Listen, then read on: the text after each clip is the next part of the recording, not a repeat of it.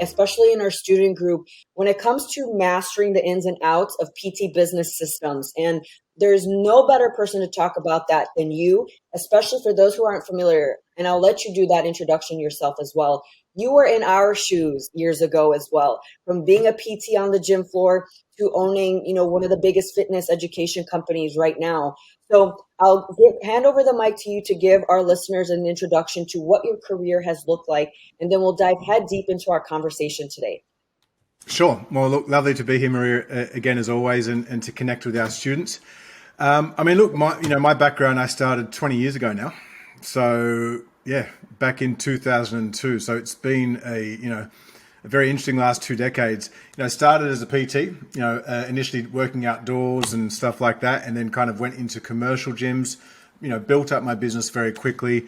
It was initially actually at Fitness First, and kind of within 6 weeks, I was doing, 50 odd PT sessions a week. And early on, I was really kind of blessed because I'd had that background. I'd gone to uni and done diplomas in strength and conditioning and sports science and nutrition, but I started working with a lot of trainers. So I think as early as 2006, I was coaching other PTs. And, one of the things is I started training them, and then they started asking me for advice and mentoring. And from there kind of really started to, as I was building my PT business, I was also kind of building up, a name as a mentor for other trainers. And in about 2008, started Clean Health. And originally that was just through commercial gyms, and it was just me. So it's pretty much just me operating as a sole trader paying rent through a gym under the umbrella of Clean Health as a company. I tried in 2009 to bring on my first trainer, and that didn't work out.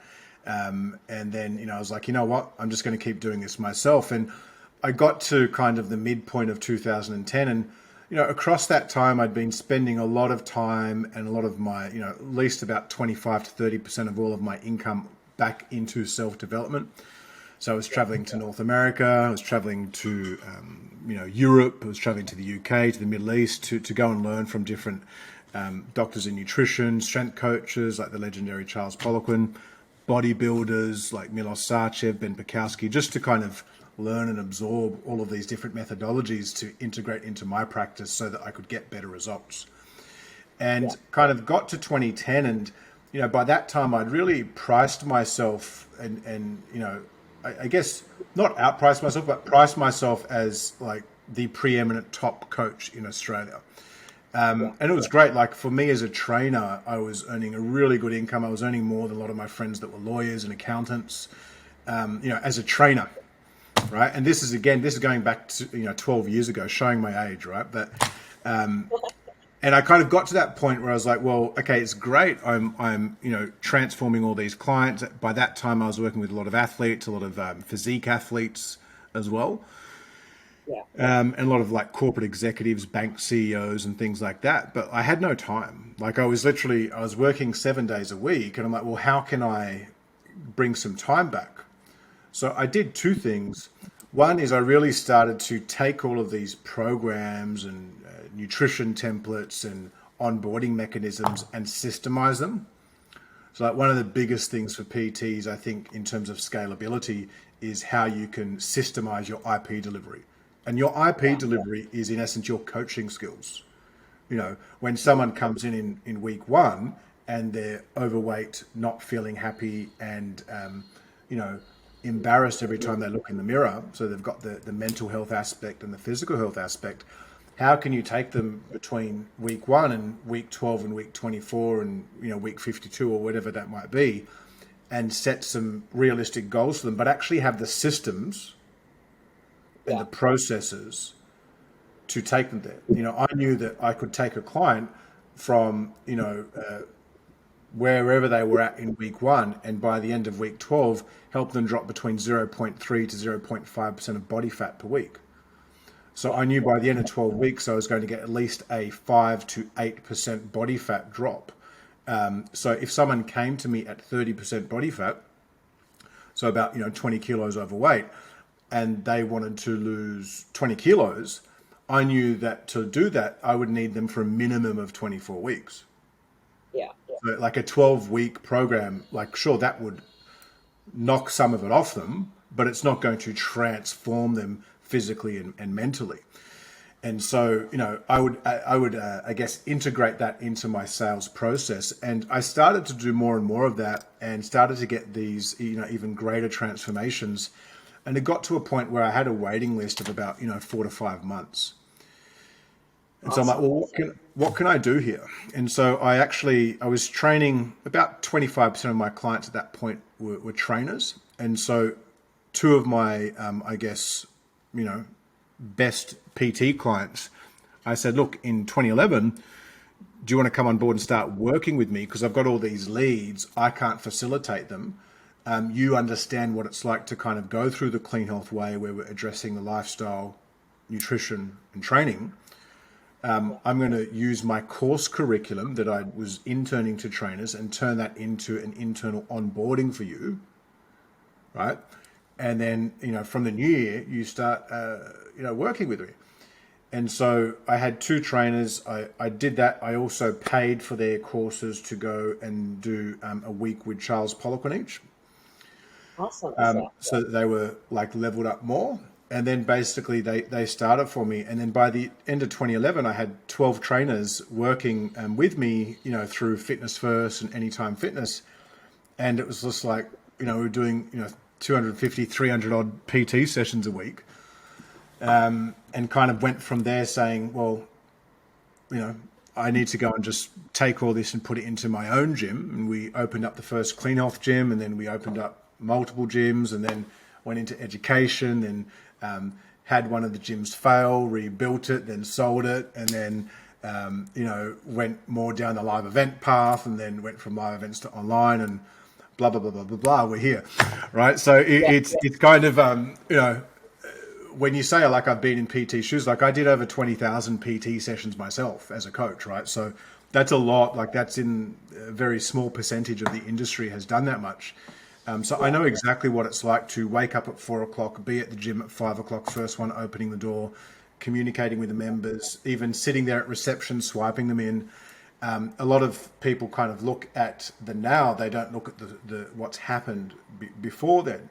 I know what it's like to kind of live week to week and struggle to pay your rent and budget my meal prep and do all that stuff.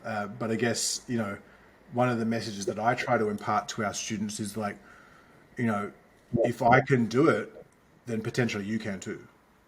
Or Yeah. maybe your goal isn't to do it, and that's actually a very important thing. Is when people talk about goals. Like I always had the goal. I wanted to be a world leader in my field, right? And build a business that reflected that. That was my goal. That doesn't necessarily mean it's your goal. Your goal might Yeah. just be you want to earn $100,000 per annum, and you want to transform the lives of your local community. That's so fine. That's Yeah. totally cool. And that's great.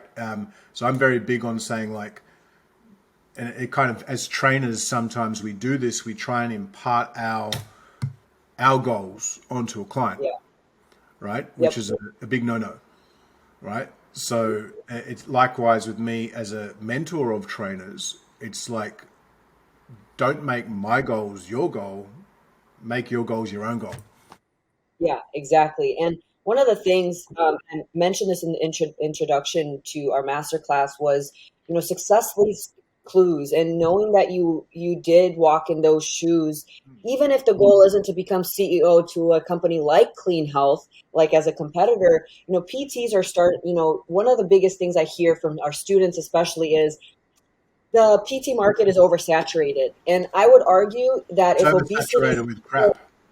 yeah, that's proven. And if people are still struggling with, obesity worldwide, then no, it's not oversaturated. We need more of us on the ground, really helping people improve their health and wellness. So when it comes to that, let's scratch that. But going into, now with the online world, you were on the ground when things were probably not online as prevalent as they are now. I want to start our conversation really about marketing to start, because that's one of the things that kind of stresses out some of our aspiring PTs and beginning PT careers is where to start when you're probably starting Sure. off with, no Yeah, profits, right? How do you market to begin with? I can simplify it. It's like I had an industry colleague and a mate give me this quote back in 2010 whilst we were eating dinner at a restaurant in Halmstad, Sweden, after training 3 times that day with 10 other trainers from around the world at a fat loss boot camp with Charles Poliquin. And he said, Dane, we're in the beauty business. We're in the beauty business. He's like, yeah, think about it. He's like, people come to us, generally speaking, they come to us from a place of wanting to refine how they look aesthetically, right? Now, don't get me wrong, that's not the case for all clients, but like, hands up here if there's not, one person that wouldn't like to look and like look a little bit better, because the reality is whether for most people, they will attach some, I guess, semblance of self-worth to how they look. And I'm Yeah, not saying that's right, because it's not. Like, beauty and self-worth is an internal thing. But, for a lot of people, when they're coming to you as a client, they are in a place where they're just down, right? So, yeah, if you want to grow your business, you need to be in the business of transformations. You need to be in the yes, business of results. And so what I mean by that is, you know, you need to have processes and systems and skills, going back to what I said before, to take someone that is overweight, unhealthy, or has no muscle and is not strong, for argument's sake, whatever the goal is, and get them lean, happy, and healthy, and get them to put muscle on and get stronger, right? So whether that's over a 12-week process, a 24-week process, people like certainty.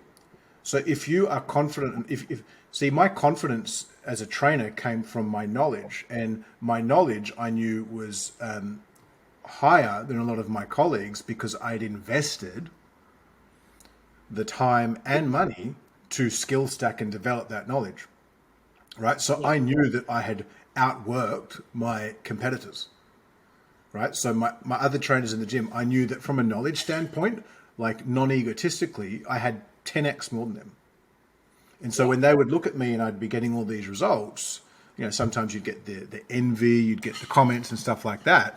But I kind of took it as a badge of honor, because at the end of the day, by doing that, I'm able to help more people. By helping more people, I'm getting more organic word of mouth. So, if you look at a lot of the, a lot of trends like, oh, I need to put all this money into paid advertising. No, initially you don't. Like, just get good at getting results. And so, yeah, if you don't know how to get someone in shape repeatedly, and you have no process or system around it, go and learn it. These days you can go and learn it on YouTube for free.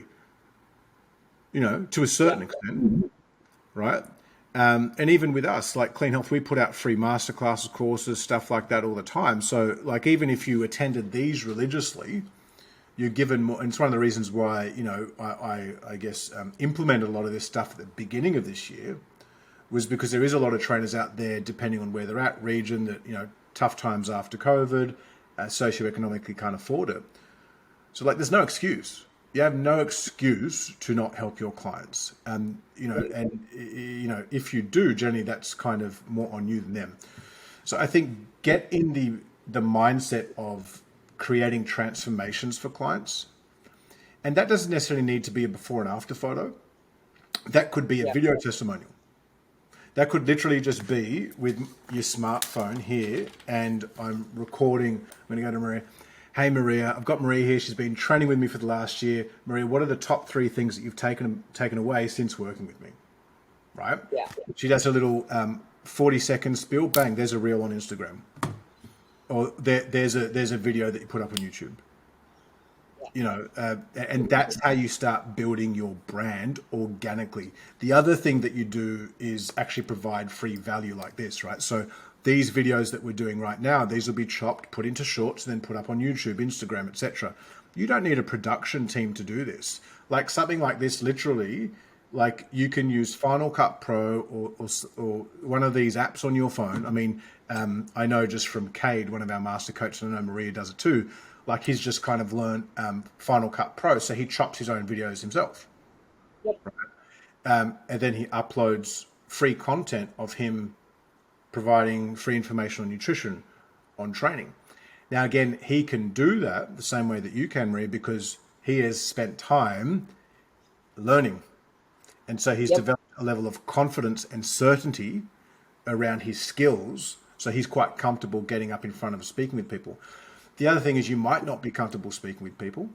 So maybe your content that you put out on social media, maybe it's more like CTAs with graphics, images, like, top three Yeah. things that you could do with your nutrition, and then you write it. Yeah. You write it in your post, right? So I think the main thing with like marketing yourself is you need to be consistent. So it's like provide results, provide free value, and be consistent. Consistency, actually, if you consistently put stuff out multiple times a week, whether it's on Instagram, TikTok, YouTube, whatever that might be, even if you like don't have a big following right now, let's just say an inbound lead comes to you, you can say, oh, by the way, your goal is fat loss. Check out this 5-minute video I did where I Yeah. talk about my top 5 hacks for optimizing your fat loss. Right? Or check out this blog post or this article or whatever that might be. So I think allocate, like as a trainer, you need to allocate, and it's proportionate to your client base, right? Like, so if you've got 50 clients, 50 sessions a week, you're probably not going to spend 10 hours on marketing. But if you've got half that, then you definitely should, right? Because obviously that's going to help you attract more clients, to build your business. Yeah, and you touched on, we at Clean Health, we always stress that importance of, transformations is the key to growing your PT business. But one of the questions that we have brought up by students, especially recently within the student group, is, they have invested in their education, and one of their barriers is really breaking through to the clients to get them to apply those systems. And I want you to touch on what those systems look like in a bit, but what have been your key takeaways when you were a coach to really encourage the application of those systems by clients? Because Yeah. as much as we want to as PTs, we can't do the work for our clients. So I would break it down, like it depends on the personality profile of a client, right? So let's just say you're working with someone like me, a CEO, a manager, someone who's like pretty to the point, right? Now, for me, the simplest thing is to relate it back to the return on financial and time investment, right? Yeah. So if I'm not following your plan, I'm wasting money. Yes. Right. So as a CEO, as a manager, whatnot, in your career, a lot of your time is spent looking at P&Ls, looking at profit and loss. It's looking at what is going to yield the best return on my time to create a better outcome for my business or my family or whatever that might be. So I would relate it back to the financial cost, but then I'd also relate it back to the performance cost. Because like with someone like me, I don't need you to nurture me. Right? I just Yeah. need you to spell it out. Daine, look, I love working with you, but if you don't keep doing this, all this money that you're spending with me, you might as well be throwing it in the fire. And, Yeah. I know you're really, are trying to kind of grow your career and reach more people and stuff like that. But I'm telling you now, if you start cutting out, I don't know, the chocolate bars and pizza and stuff that you're doing every night, you're probably going to wake up with less brain fog. You're going to be more switched on throughout the day and able to perform at a higher level. So I would always relate it back to for a driven individual, like the loss that they're potentially achieving or, susceptible themselves to. But with someone who is obviously maybe a bit more like they just struggle maybe emotionally, or they struggle to, like, they need more nurturing as Yeah. a client. Obviously, you're not going to use that same approach, right? For someone like that, it needs to be something where there's probably going to be more touch points of communication, right? A lot more understanding why they have certain behaviors. And that's where, like, we touch base on in our performance nutrition coach certification, in particular the level 3, where we talk about things like neuroplasticity and the art of behavioral science, right? Yes. And in essence, because for a lot of people that have got poor eating habits, poor lifestyle choices, poor training habits, you notice I use the term habits. And Yes. that's what a lot of them are. They're just poor habits. They're kind of programmed and ingrained into behaving a certain way. They wake up every day. They do the same thing. They might skip a meal. They have X, Y, Z at dinner. They snack on, two handfuls of nuts in the afternoon that they don't realize has over 1,000 calories, even though they think it's healthy, and they're in a 20-30% surplus every day, right? So a lot of it with them, it's like ingraining habits. And one of the biggest things that I do or used to do with every client was, I have a saying, spend more time at the beginning so you spend less time at the end. So as a coach, we used to have things like, a client guidebook, right? So it'd be like a book that kind of goes through different meal recipes, explaining their training, the effects of, poor lifestyle choices, stuff. So they've got that there as a reference point, but really coming up with mechanisms to have multiple touch points with them across the week, in particular over that first month. Yeah. Because I think if you can really create change in month one and create momentum being the key word, if they come to the end of month one and they've already achieved some of their results, it's a lot easier for them to be compliant. Exactly. Yeah. So I think in your initial consultation process, like I used to call it the rules of engagement. This is what I'm going to do as your coach. This is what I need you to do as my client. And I need to know here and now before we move forward, like, is this something that you can do? Yep. Be very clear from the start. Yeah. Yeah, be very clear, right? Because if you're clear with them and set expectations, you can also refer back to that, Yeah. and you're not doing it to maybe guilt trip them, but it's more from a standpoint of, hey, remember that chat we had?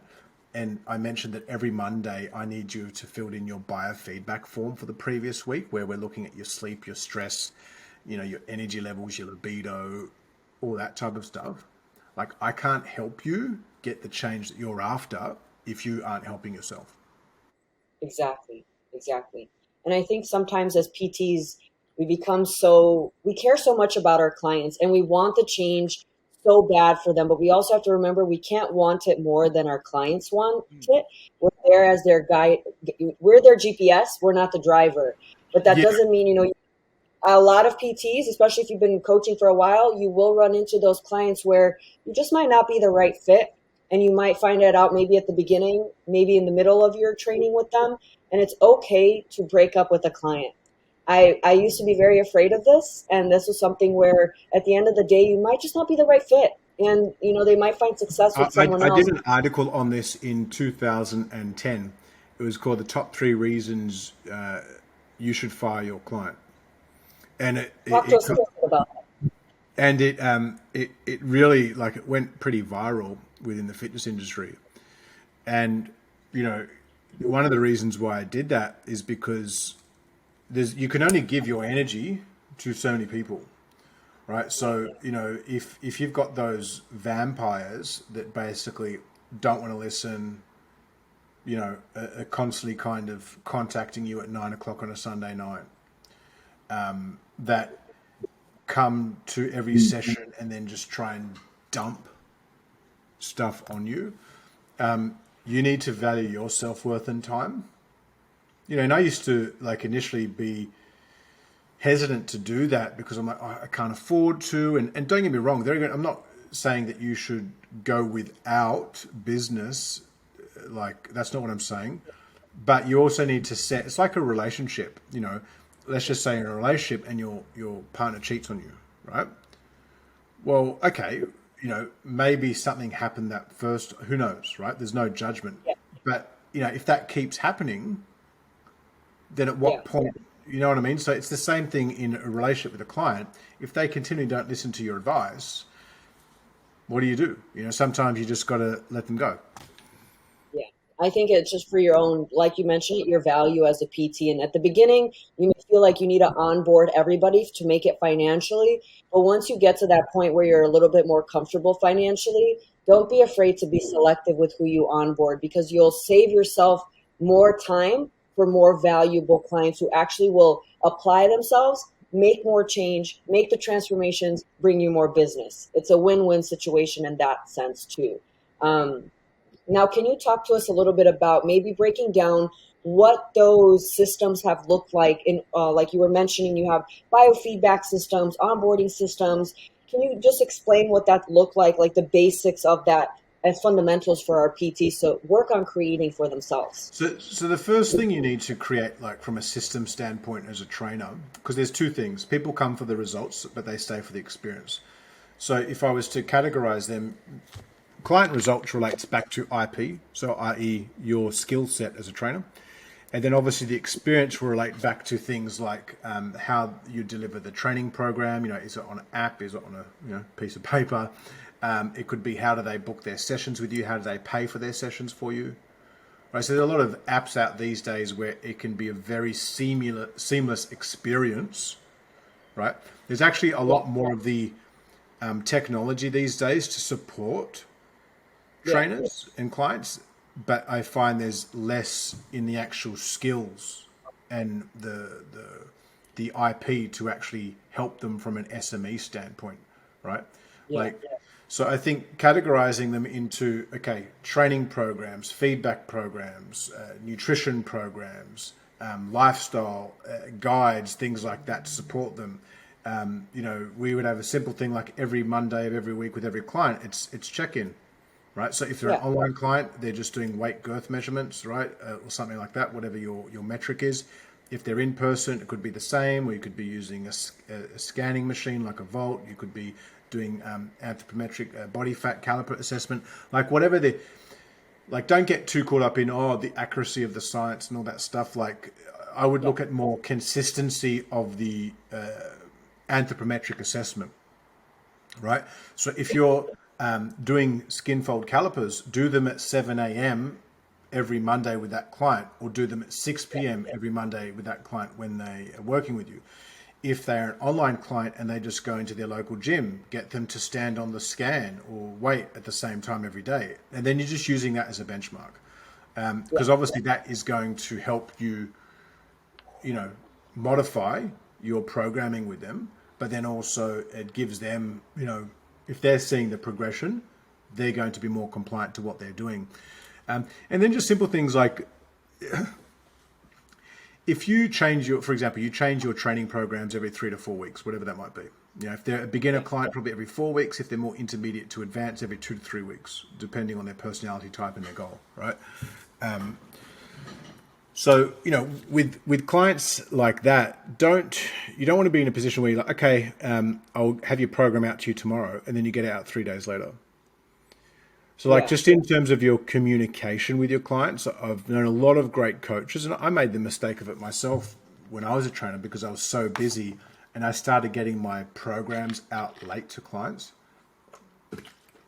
And to be frank, especially with like more wouldn't like more kind of like driven type personalities, things like that, they'll get shitty at you.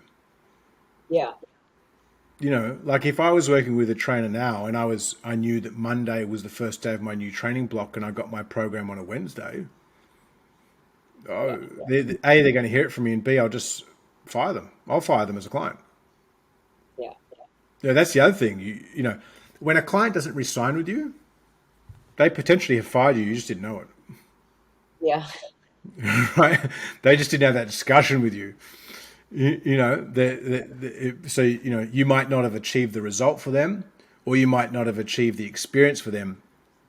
So even one of the other processes that we always did from an administration standpoint, and you can do this yourself with your client, is like, at the end of every month, assign 15 minutes, 20 minutes just to chat with them before or after a session or before and after a call to get feedback.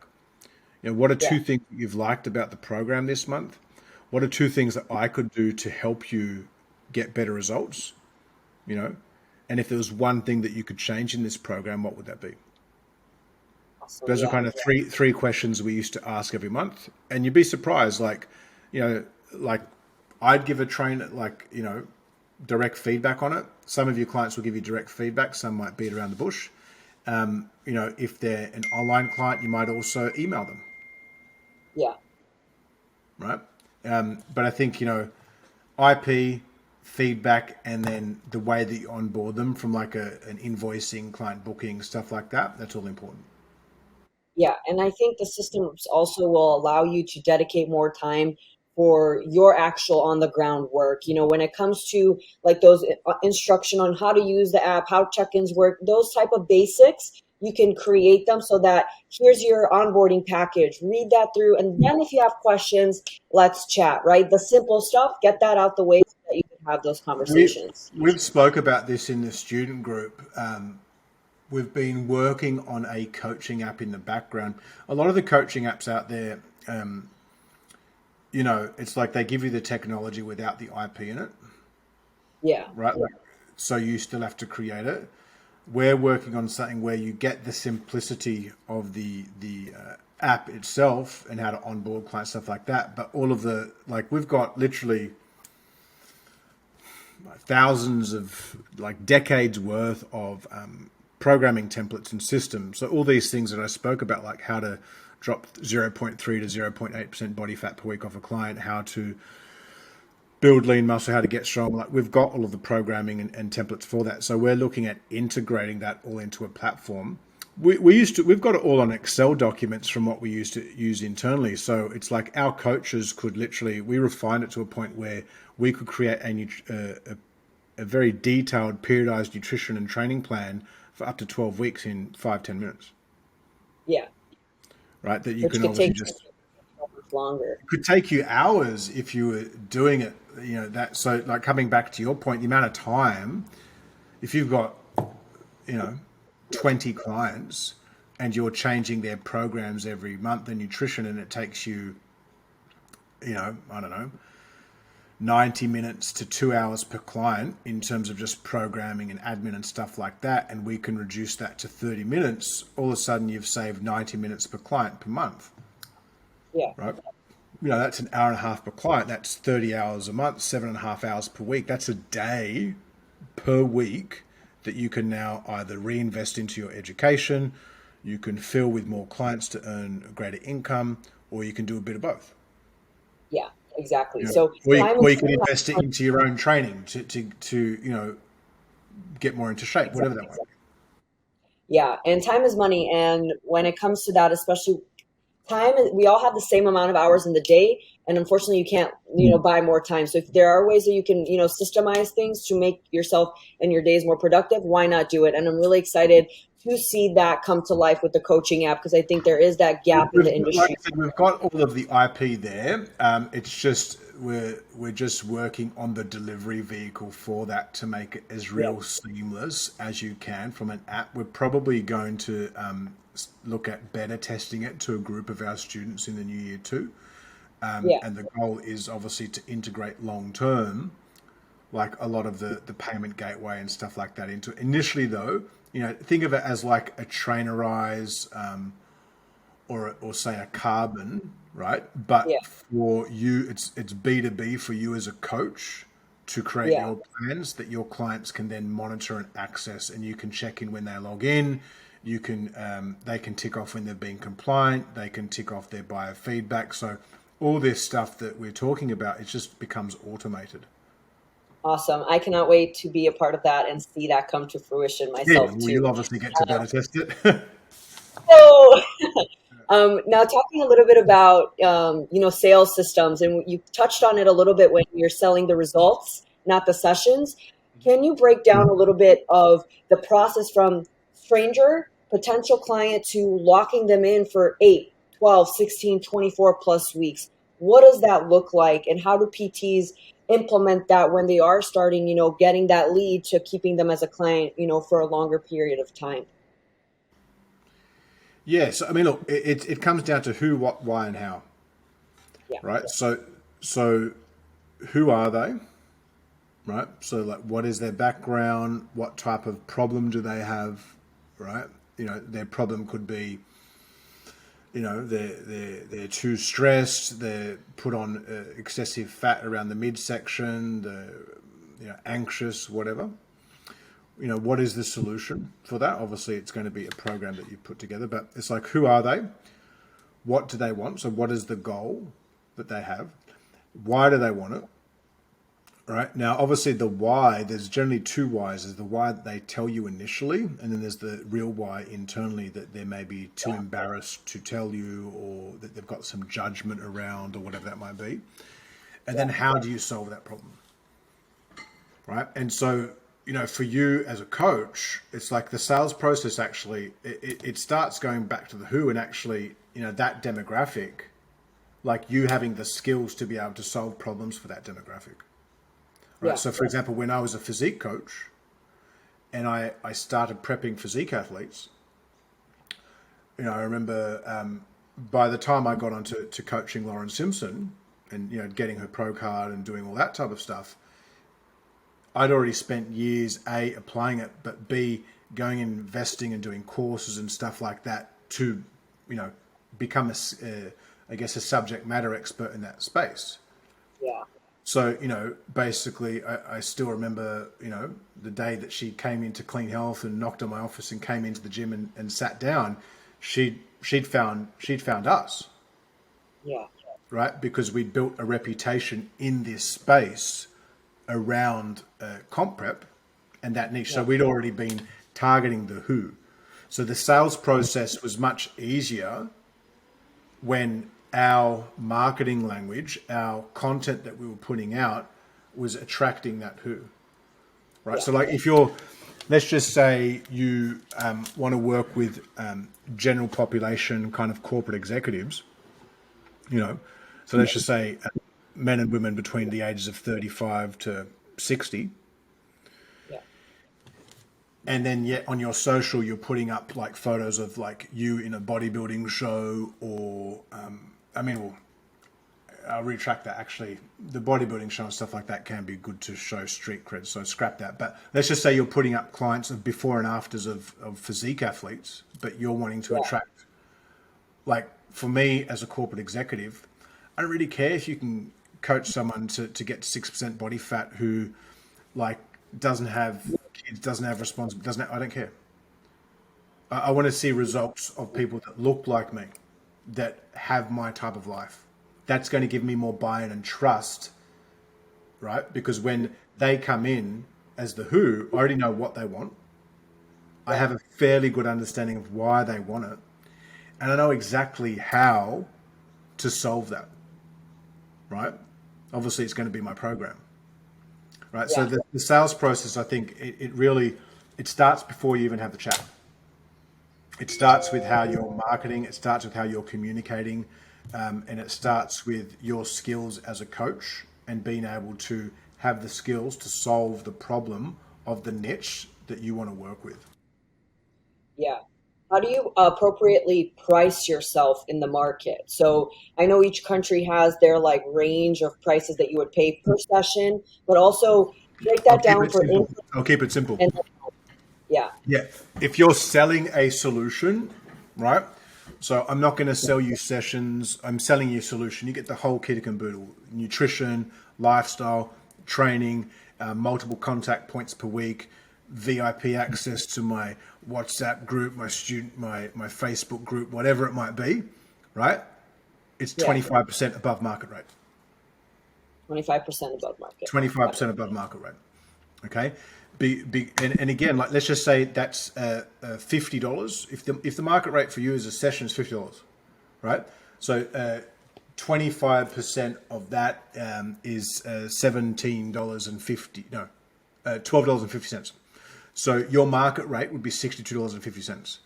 So let's just say Gen Pop client needs to lose 20 kilos. Going to take 6 months to do that. All right, at least 6 months to do that. And the average session rate is $50, and that's for training twice a week. Now, for them to lose that amount of weight, they actually need to train 4 times a week. Now, whether or not that training is 2 a week with you and 2 a week, from your program, whatever that might be. So you might say, look, John, it's a 6-month program. Okay, you're going to train with me twice a week. However, outside of that, you're going to get the detailed lifestyle plan, nutrition plan. You're going to have the training plan so that everything you do outside of your sessions is monitored and held accountable. It's all uploaded online on our app. I can see your progress, etc. Right? So by the end of the 6 months, John, you're going to have lost that 20 kilos. If it's twice a week at the average rate of $50 a session, so that's 100, 400 a month. What's that? 4, 8, 12, 16, 20. Say 2,400 over a 6 month period, and we're doing Yeah, 25% above that, right? So 20% of 2,000, 25% of that is $600. So it's $3,000. So yeah, John, for you to get this outcome, it's $3,000 over 6 months. Now you can exactly. pay that. You can pay that, up front, or you can pay it weekly for a slightly increased charge out rate, like whatever that might be. But general rule of thumb, 25%. Yeah. And I think one of the things that comes as a challenge when you're doing the month to month is when like, something came up and I can't afford it You anymore. could still do like subscription based, like it's like a gym membership, right, where they're paying Yeah. weekly, but you just need to have contract terms. Yeah, that's I think one of the things that is overlooked by a lot of PTs, and I saw this again with conversations in the student group. It's holy shit, I just invested all of this time creating a program, No, and a no, no. client. You got to Oh, have. Okay, again, if it's a 24-week program, here are some key things that would be factored into the contract. And actually, we're happy to. If you make a note on this, we can send to all the students attending this some templates of stuff that we used to use in the past. Now, I'm not yeah, giving it to you guys as legal advice that you should use that 100% of the time. Like disclaimer. However, you can take that and refine that to your business. So let's just say it's a 24-week program. They would have 28 weeks to complete it, right? So you give them a slight buffer based off holidays, sickness, injuries, whatever. That's the first thing. The second thing is that there is a two types of cancellation fees. There's a fixed administrative cost, and then there's a percentage of sessions left cost. So for us, yeah, it used to be a $200 administrative cost. And by the way, when I say that was initially just me, right? It was a $200 cancellation fee, and then 25% of the remaining value of the sessions. Now, I was very clear about that from the beginning. And they would say, oh, yeah, that seems harsh. I'm like, yeah, but like I'm literally giving you all of my time, effort, and energy. I need to safeguard my livelihood.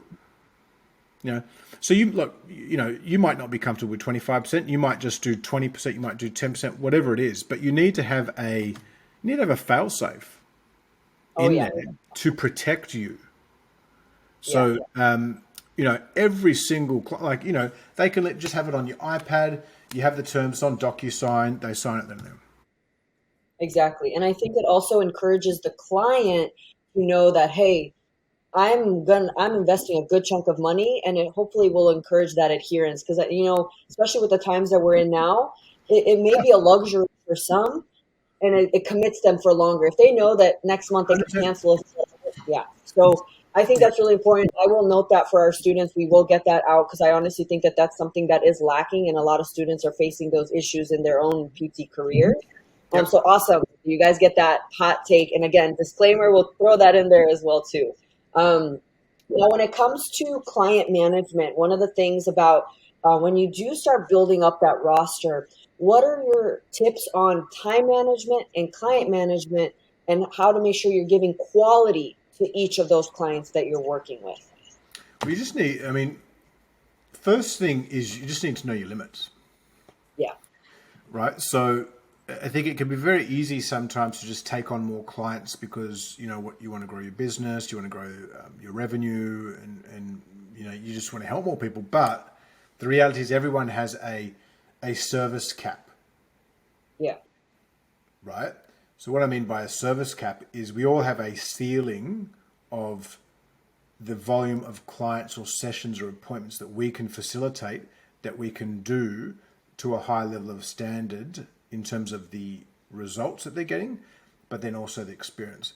I gave the example before about being late always with giving clients their programs, right? So if that's you right now, all of your clients are getting stuff a day late, 2 days late. Like you might need to reevaluate maybe you need to drop off 10% of your clients, but bump up your rate so that you're still earning the same amount. Yeah. Like, so a lot of it actually comes back to, I think trainers inherently are more givers, like wanting to help people, as mentors. But sometimes, and I make the mistake of that still. It's like, yeah, I'll do that. Let's have that meeting. Or let's do this. Blah blah blah. Fuck, I just get caught up with life, and things get in the way. So I think that's something that most coaches. It's actually, and probably get onto the topic of limitations for like Yes. PTs in terms of, them becoming, industry leaders. That's one of them. It's knowing the limitations of, I guess, what you can handle. And by the way, with that, your limitation today could be much less than what it will be a year from now. Yeah. Today you might not have, that's why, the IP systems, all that is so, and we're excited about this coaching app because I know that's going to give trainers more time, Yeah. right? So by the time I got to the end of my training career, circa 2015, 2016,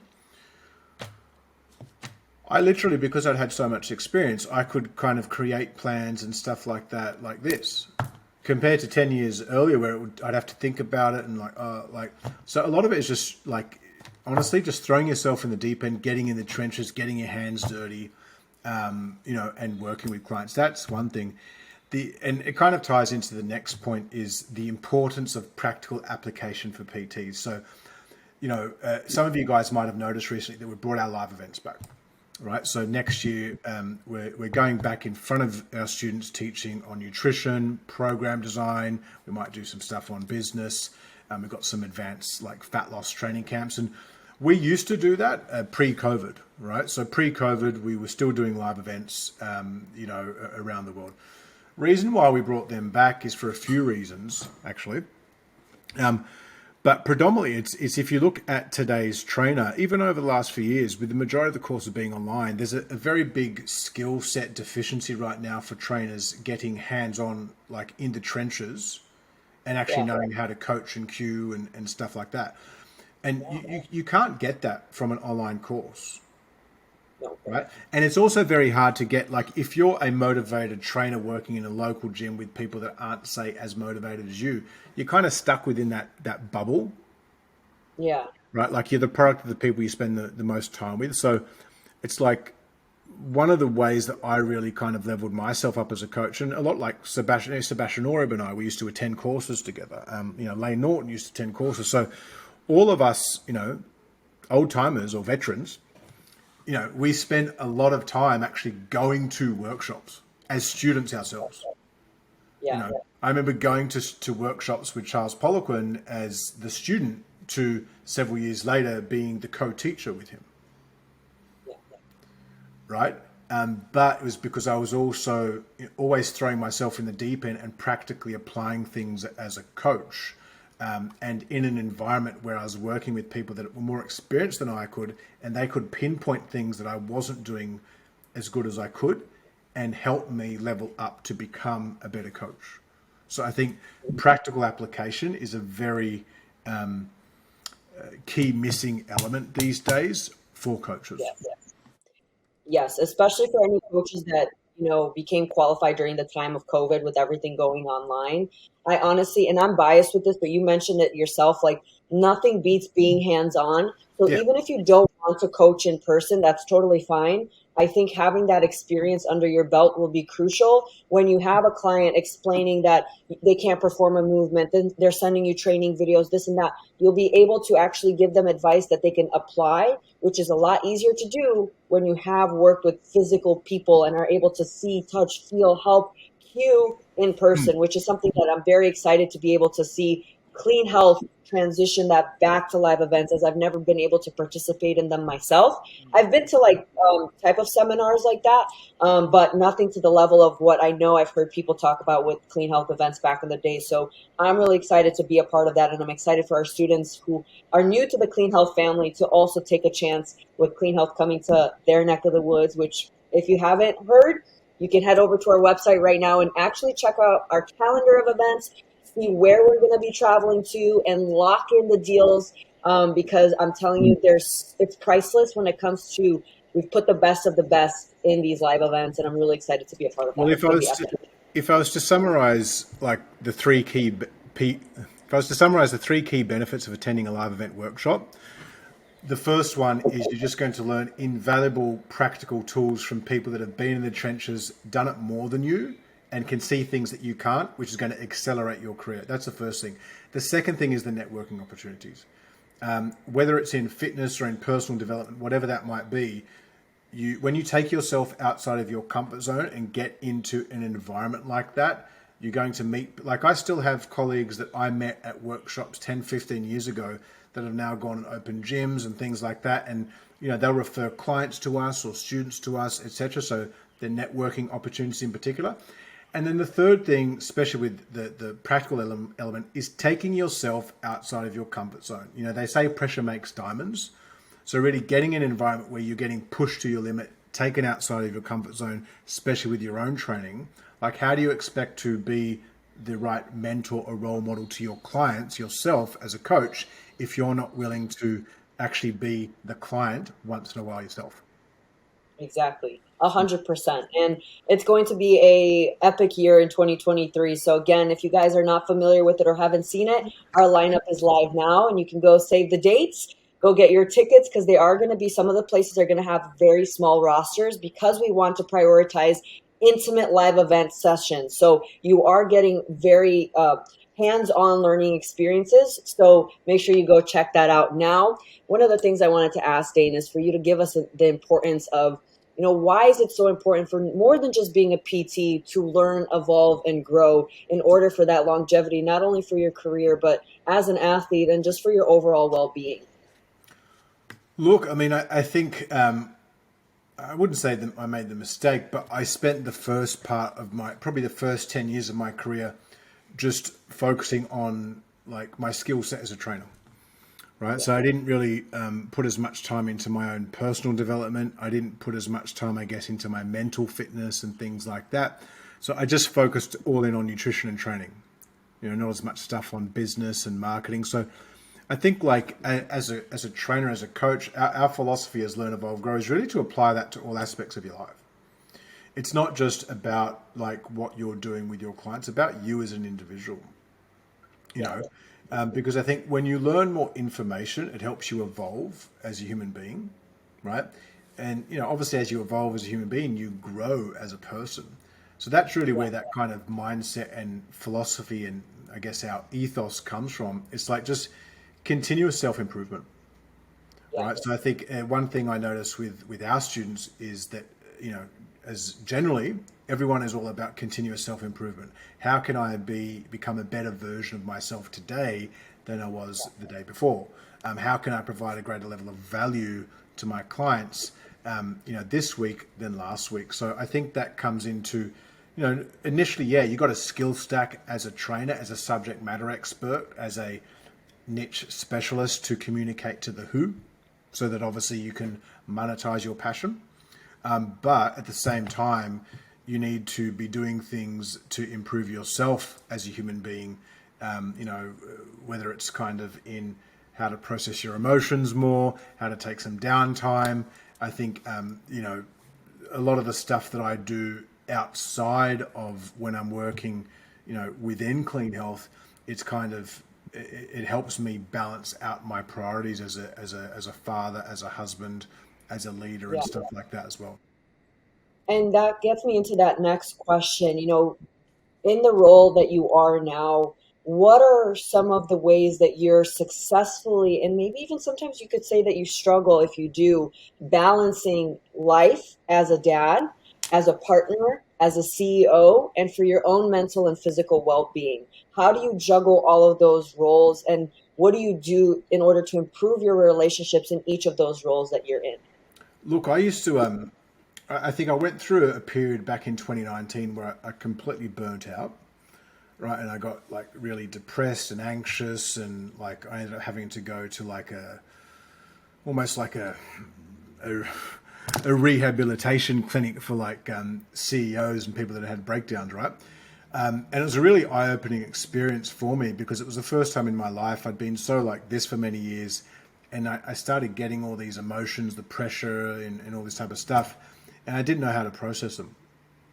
Right. And so it was leading to a lot of the time, like, when you're anxious, it's just because you're not grounded in the present. You're like, uh, you know, depression is generally you're caught up in the past, and anxiety is you're caught up in the future. Right. Like, you're going to summarize it. You're depressed because you're relating back to traumas or experiences that happened that you can't change, or they might be happening now too, right? So I think that's where like there's a Dr. Tara Brach. She has a book called Radical Acceptance, like learning to just accept life as it is and how it comes to you each and every day is one of the most important skills I've ever learned. You know, she has a principle called the RAIN principle. Recognize. So recognize the feelings that you, or the thoughts that are coming up, right? Accept them, right? Accept them for what they are. You can't change it. It is what it is. Investigate why you're attaching a certain emotional feeling towards that situation. Is it, are you feeling down on yourself because of something your partner said to you, because of your circumstance in life, whatever it is? And then to like decrease the intensity of that experience, nurture it. Like, it's okay to not be in shape all the time. It's okay to, I don't know, not have any bank money in your bank account right now. Like, it's okay to not have a full client book. It's okay to have not got your pro card. Right. So whatever it is that your goals are. So I think, for me, coming off the back end of that, I got really big into morning routines and this and that. And like, to be honest, I kind of, these days, I just have the no routine. Yeah, what is your CEO morning routine, Dane? What has It's, that been looking like? it's no routine, right? So what I mean by that is, like, initially, when I was kind of like coming out of that stage, I was, I'd wake up, you know, I'd have a cold shower. I'd meditate. I'd do this. I'd do that. And like, by the time I did it, it was about kind of an hour of like stuff. Which, hey, don't get me wrong. I'm not saying that you can't do that, but I just found for me that it was, I guess, chomping into my productivity, Mm. right? Especially to start the day. So like, how I start my day these days is like, look, I'm up between anywhere between kind of 4:15 to 5:30 most days. Oh, wow.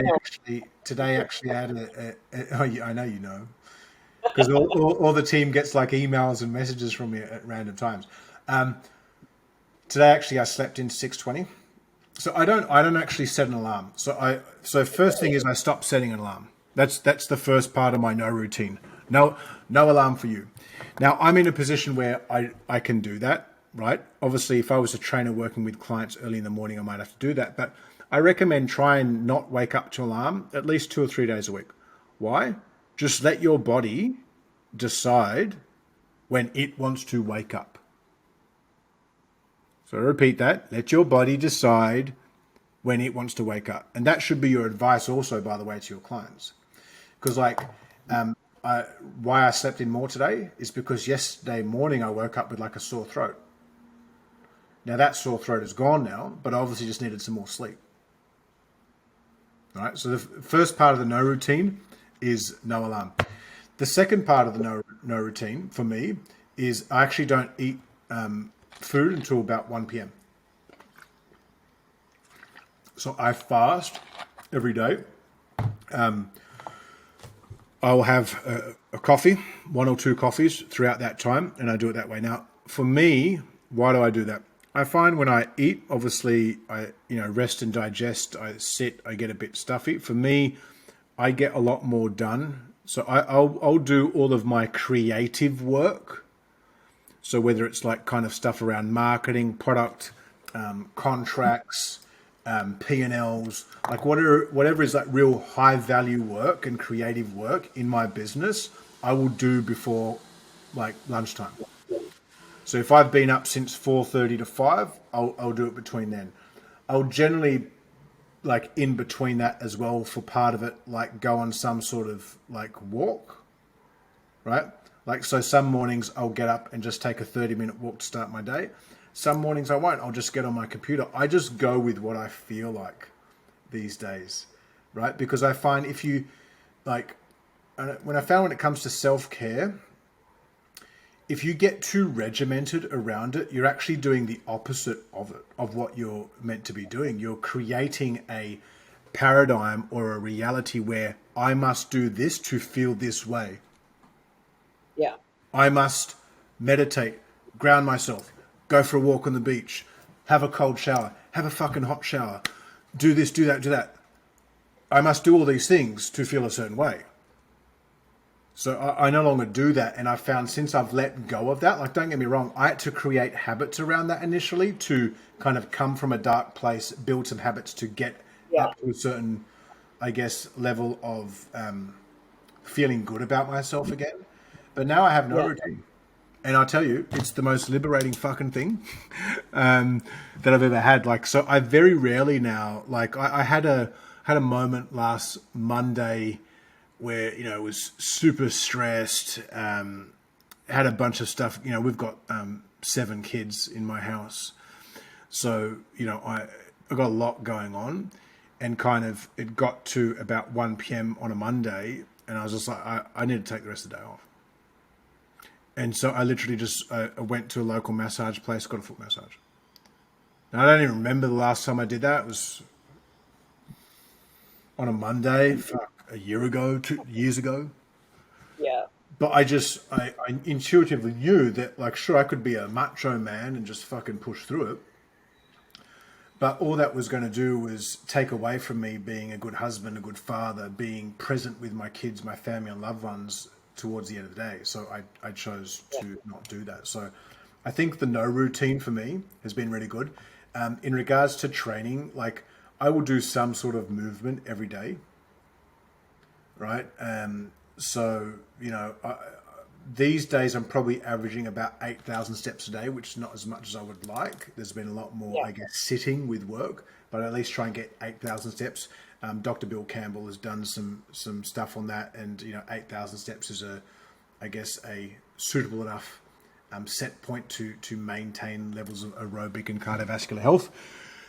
In terms of weight training, I always say weight training is like the fountain of youth. I'll do that 4 or 5 times a week. It'll vary depending on what kind of the goal is. As I mentioned with the nutrition, I only eat 1 or 2 meals a day. I do that for me because my personality is obsessive, right? Generally speaking, and excessive. So what I mean by that is, like, I can fucking eat. If anyone's been around me eating, I know you have, Maria. Like, I can eat a lot of food. So Oh I know yeah. that if I only eat 1 or 2 meals a day, I'll keep my calories in some sort of a deficit, Yeah. and I'm also, for me, more productive. So I'm not saying that you should go fast. You do what works for you. Exactly. I think that's another thing. Like, people like to like copy other people's approaches in full extent, or think if it works for you, it worked for them. Find what works best for you. And you've tried so many things and have found a current happy medium that allows you to be the most successful, most happy, most balanced. And Yeah, I think sometimes people think I need to, like you said, wake up before dawn, go for a run, have this. Yeah, you yeah. can if you want, but it's not needed for success. It's not like a mandatory blueprint for success. No, and that's the thing. So I think for me, just having kind of that no routine around my self care, there are other things like, especially in your relationship, my wife and I will have a routine where once a week we'll go and get like a foot massage together, just Yeah, where it's her and I. Obviously, we'll have the baby with us, but we don't have all the other kids. Simple things like we will all sit at the dinner table 5 nights a week, minimum. yeah, 2 nights a week we'll probably just sit on the couch and eat dinner. We use that as a time to kind of connect, and we just do simple things like making sure that whether it's myself individually or in my relationship or with the family, like getting outside, getting outdoors, it's kind of just a mandatory prerequisite of our household. You know, our eldest kids, they all train, Yeah. you know, in the gym too. So it's kind of just really, I think you need to be like, if you're into health and fitness and in this space, you need to be kind of the catalyst for your home environment. You Yeah. need to put out, you need to be like the kind of, if this is your philosophy and mindset, you need to push that out and have everyone on board with that, Yeah, you know? I agree. You have to lead by example. It doesn't mean you have to have your shit figured out 24/7, but it's important to make sure you're also prioritizing that not only for your clients, for your family, the people around you, but for yourself too. Yeah. Talking about mental health a little bit, I think one of the things that tends to consume a lot of PTs is that fear of failure. What would you say is some of your ways and approaches to navigating that fear of failure so it doesn't hold you back from taking the risks in your business, and how you've navigated facing failure straight up, right? You've done that before and you probably weren't expecting it, but you did. So how did that look like for you, and what did you do to get around that and not fear it any as much anymore? Look, I have a saying, you know, failing to fail is failing. So what I mean by that is if you can't push yourself to the limit of whatever it is with your training, with your relationship, with your business, with your clients, you're ultimately just failing yourself. Yeah. So I think, you know, any time that I have had failures, I've come out of those a much stronger human being, let Yeah. alone kind of within my career. So, you know, it's kind of comes back to that rain principle, right? So you just need to learn to accept whatever lesson you're meant to take away from that, Yeah. right? Agreed. So I always look at like, okay, if something is going on in my life that I inherently don't like, what is it that I'm meant to be learning here? Exactly. Like There's lessons. there's always some lesson. It's only kind of becomes an error if you keep doing it, and sometimes you don't get it right the first time or the second time. Sometimes it does take No. 3 or 4 times, but just Yeah. at least starting to become consciously aware of it. Yeah, I feel like a lot of that in my competitive career also translates into my business career, where I don't fear failure anymore. I see it as, hey, if there's room to improve, there's room to improve. I only lose if I throw in the towel. The Yeah, minute I say, I quit, that's the only time you actually lose. So you might have to fail a lot of times consecutively until you hit that jackpot of winning, and then you'll be grateful you didn't throw in the towel. Now, talking about a lot of wins, give our students an exclusive insight on what is next for Clean Health and what's coming up in the next few weeks, few first months, going into the end and beginning of the new year. What can our students expect from the team at Clean Health? there's a few things. First thing is our new CPT slash certificate 3 and 4 in fitness. So our accredited qualification for people wanting to get into the fitness industry, it is almost finalized. So we've done part of it.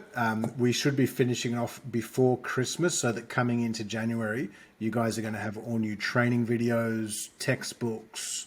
You know, the team has literally spent nearly 12 months on this, to really kind of get it to a standard where we're just super confident that, you know, it'll be the best kind of initial PT qualification that you guys can do out there in the world, really upgrading what we've already got.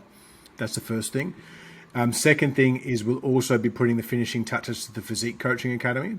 So that's our kind of, think of it as like a diploma for body composition, right?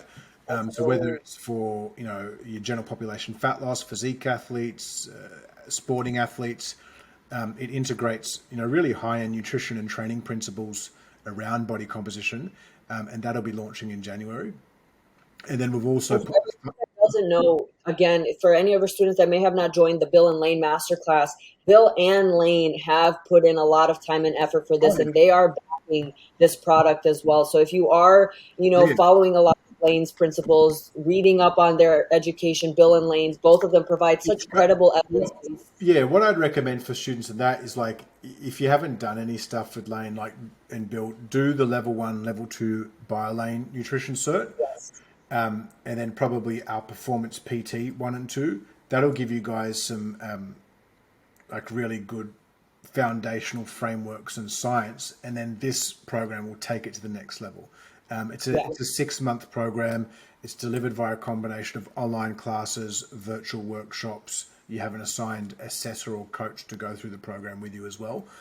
So it's a really in depth product that's really going to level you up as a coach. So we're excited about that. Our Performance PT3, that's also being finalized over the next month and launching in January too, finally. We just had a lot of kind of stuff that we've been trying to add into that to bulk it up, but it is really the most advanced program design course in the world, literally, which you guys are going to love. And then look, outside of the core products, we've got our Black Friday promo that actually activates, I think, late at the end of this week. But obviously for you guys that are on the masterclass here, you guys get early access to that. So you guys will get email, I think, after this, where there's Yeah. up to 60% off our course offerings that you guys can claim access to at the moment. For anybody that wants to mark their calendar, Dane, we have confirmed Black Friday is going to go live um, on November 9th at 12 p.m. Australian Eastern Daylight Time. You will see that announced across all of our social media platforms in your email. So you guys get to hear it early that it's going to be Yeah, launching tomorrow, which is yeah, the 9th for you guys. So get ready because this is our biggest sale of the year. And this is actually where I started my journey with Clean Health was 2.5, almost 3 years ago. That 3 years ago when you had your Black Friday sale was when oh, I wow. started taking Clean Health courses. So it is the perfect time to invest in your career, and I can't stress it enough to take advantage of learning, evolving, and growing with the team here at Clean Health. Definitely. Yes, I mean, look, and other than that, obviously, just once we get these products out in the new year, really turning our energy into getting the app done across the beginning of next year too. I think that for us is really just going to give you guys a tool that you can implement into your business to just streamline things, improve your results, give you more time back, and to be honest, just make your life easier as a coach. Yeah, and of course, live events. You guys, And this is going to relevance. be Yeah. one epic year. If you guys have any questions, whether it's about PT business, whether it's about our education, events, things coming for Clean Health, don't hesitate to reach out. Like always, if you're not already joined, make sure you join our Clean Health Facebook student group where we do share exclusive announcements, free education. And oh, a student asked before I let you go, if you mind sending those forms you were talking about earlier that you use, yes, to William, we're going to be sharing contracts, forms, and everything else. So again, everybody who joined us, thank you so much. Replays going up on YouTube. Daine, you're a champion. Thank you so much for putting in the time for today's masterclass. We appreciate it. That's all right, guys. And again, you guys can follow me on Instagram, just on my personal Instagram at Daine McDonald. So add me, send me a DM. Happy to kind of communicate with you guys. I try and get back to everyone. So yeah, look forward to connecting. Awesome chat. And thanks again, everyone, for joining us for our masterclass. Chat again soon. Guys, cheers. Bye.